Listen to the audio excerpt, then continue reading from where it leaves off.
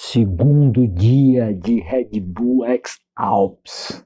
Second day of Redbull XAlps.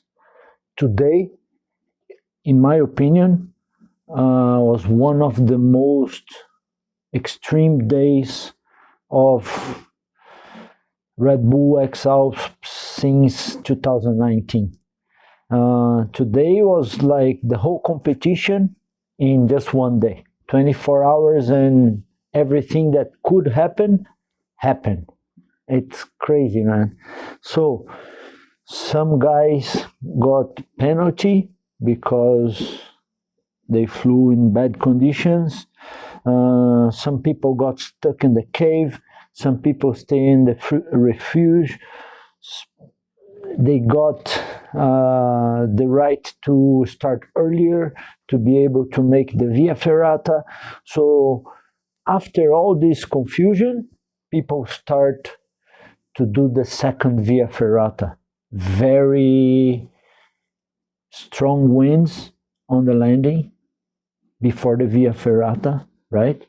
Then climbing, pretty much climbing, you know, boom, boom, boom, arrive on the top, more windy, even more windy. What did they do? Took off. It was awesome to watch, you know. So these guys landed, crossed the valley, and then boom, split. I was watching and I saw Kriegel going to one side and Aaron going to the other side and Tim. And I said, man, you know, it's Aaron's house. I've flown with him there and it's an awesome place. And he knows that area more than anybody, you know. So I thought like, oh, maybe he's thinking the wind will get slower, you know, lower later in the afternoon, or maybe something is going to happen. And he just kept climbing when Tommy decided to cross the valley and towards Kriegel's side, you know, more to the south. And I thought, okay. And then Tim went afterwards and Aaron kept climbing. I said, man, what is he doing? And in the ground, the other guys start to split. Toby decided to go just hike, and then Patrick took off from a lower place, you know. It reminded me Lermos last time in 23 when everyone just took off super low. And I was like, man, where is Maxime? You know, where is he? And then I saw and he was just on the way back there, not moving. I said, well, what happened? You know, I don't know exactly yet what happened to Maxime. I don't know if because of the phone, the strong wind, he decided just to pull out, or if it was something physical, or just he decided not to fly in strong winds. Maybe it's a possibility. But if that is like this, when you go to Redbull XAlps, you know what you're gonna get, right? They're not gonna cancel the race or the day because strong winds. That's why it's hike and fly. You don't want to fly, you can just hike, you know. I did that in Dolomiti Superfly last year. It was a bad day. I just hiked 74K, and then next day carry on, and you know, that's hike and fly. And it's like these trail runners that are mentally broken when the race is going on. In the end, you just need to go one foot in the front of the other. So if it's something physical, it's fine. If he just don't want to continue because of the wind, it's also fine. But tomorrow I think it's going to be a good day. So I hope it's just something physical and he don't want to continue because of that, right? So After Merano, when they split, man, Gabe, I sent him a message. I said, man, go to Kriegel side, because it's just working better. It was only Kriegel in the air at that time, but he was not moving forward, but he was being able to climb to 2,800 meters. And I said, man, go to Kriegel side. He didn't see the message, but he went. And I have to take my hat for Gabe, because Gabe, today, the whole Brazil, every pilot, every paragliding enthusiast, it's clapping to you, because it was a really nice day. You pushed hard, and you are bringing our flag to a place where no one thought it was possible. I know when I invited you to Dubai first time, even you were surprised, but I saw the potential in the move that you did in Transcapixaba the first year, and I think it was a great move and just showed how truly good you are in this sport, and it shows. So, and then in X-Pier, when Inigo called me to say, hey man, this guy Gabe, can I put him in the race? And I called you and said, what do you think? Man, you did great today. Everyone is so proud of you, Gabe. It was awesome, okay?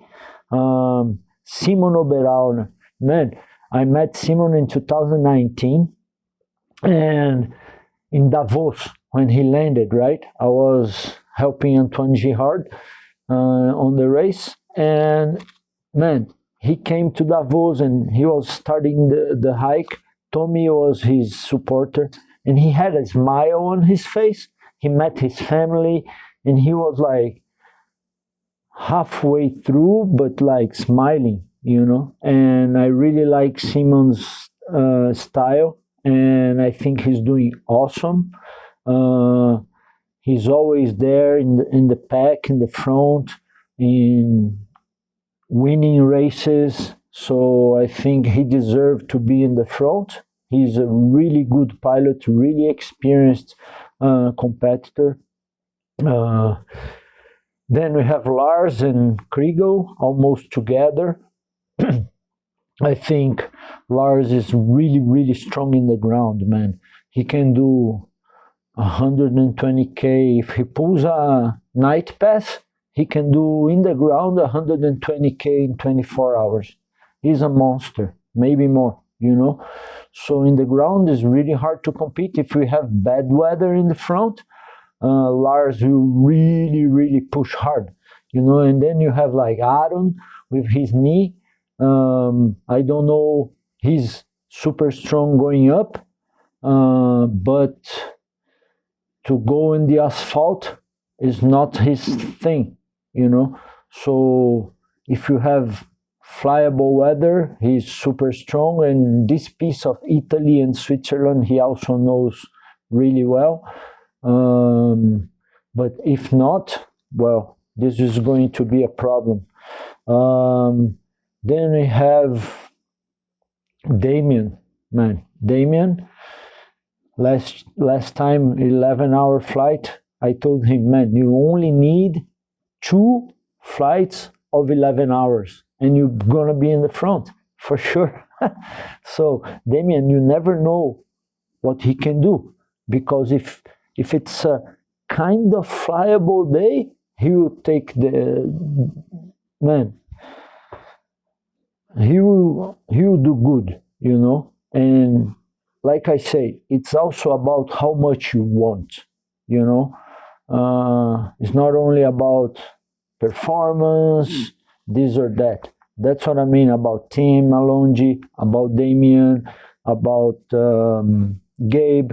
It's also important how much you want to be there, to do that, to give your best, to be there full on, And these guys, I think, they're willing to give a lot, you know. What else here? Patrick took off low. That was awesome, you know. I wrote some stuff. Hemi, man, Hemi and Gabe, they were kind of flying together, you know, and then after Hemi landed lower, but he finished the day super good. He's really strong in the ground, in the flat, Remy, you know, Bourdelle from France. 6 in the afternoon, it got a little bit better. Tim did was one of the last guys to land, him and Tanguy. You know, Tanguy was able to catch the front pack also. Aaron landed, man, on a tomato field, but like not like 5 meter by 10 meter, kind of like a corridor, you know. And I saw from the top, it was showing that he landed on the middle of the apple, not tomato, sorry, which is pretty much the same. It's like full of stuff. He landed on the apples, like just on the side. It was really crazy. Christian Schub, he's man in the front. Yesterday, his name was not showing on the track because Redbull XAlps made a mistake. I don't know exactly what happened. So we didn't talk about him, but he's a super strong guy. Let's see, because it's his first XAlps, right? He's a rookie.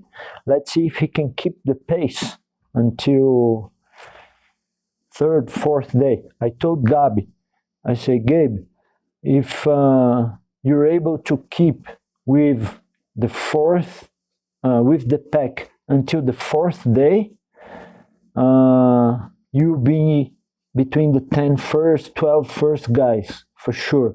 So keep the first 4 days, if you can keep with the front pack, not give that 100-kilometer separation, man, that's how you do good in XAlps, you know. And I say this because it just, some stuff just repeats year after year, you know. And if you like the competition, if you follow, if you're on it, if you flow in the places that the competition happen, you know, you start to understand. And for sure, this is one of the things.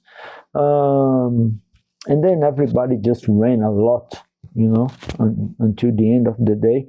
They were doing 10 kilometers per hour, between 9 and 10 kilometers per hour, everyone, you know, really running like if it's no backpack, but it is.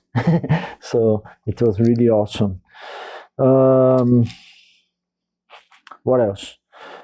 Man, I think that's it, huh? Yeah, so tomorrow will be a good day of flying, you know. Tomorrow will be a good day of flying. And when it's like this, man, that's when flights like Damien's happened last time, 11 hours. They fly 200K, 250K, you know.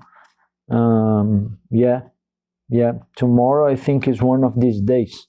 So they start in a place where Aaron is really, really good and knows the area like no one, and pass through Kriegel's place, Patrick's, you know, they know Switzerland like no one, right? So thanks for watching, and I see you tomorrow, right? Yeah, every day. Woo!